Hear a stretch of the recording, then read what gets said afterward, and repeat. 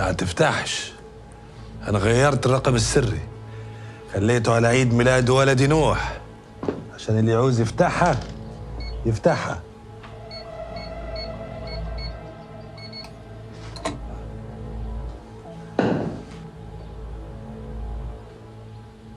متى يا عمي الخزنة بتتفتح من غير شورتي؟ من يوم وطالع، قصدي من اليوم وطالع سليم وبحر كتفهم في كتفك يعينوك ويشيلوا معاك التجارة المعلومة والمداري. وماله يا عمي؟ لساني دلدل وانا بقول خليكم في ظهري. المال كتير والطمعانين اكتر. كل شيء بميعاد. اللي في الخزنة ما يجوش 20 مليون. ما هو حكيم طول عمره واعي، ما يسيبش في القصر غير الفكة، الباقي هو وابويا مدارينه.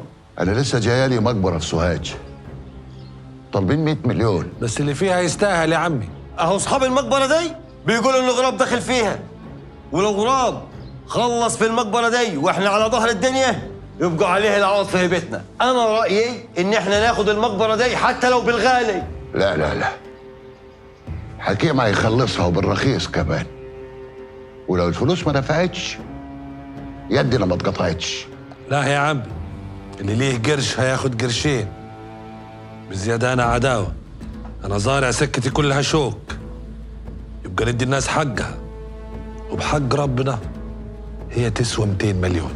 هو الضنا بيكسر ظهر الرجال، يبقى راجل عافي ويجي له حتة عيل يخليه ماشي جنب الحيط وكافي خيره وشره.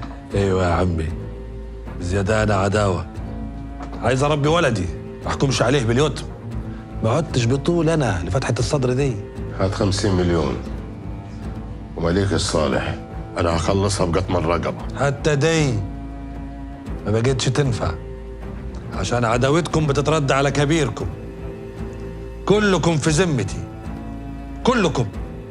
إن صلحتم انصلح حالي، وإن خبتم عداوتكم بتترد علي، وملزوم ألم وراكم.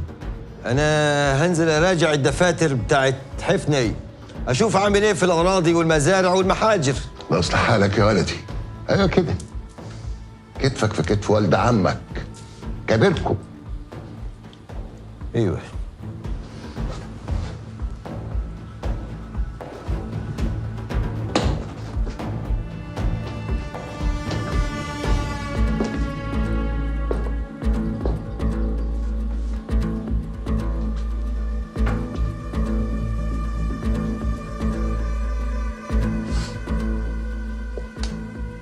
قل لي يا ابوي، هجيب الفلوس منين؟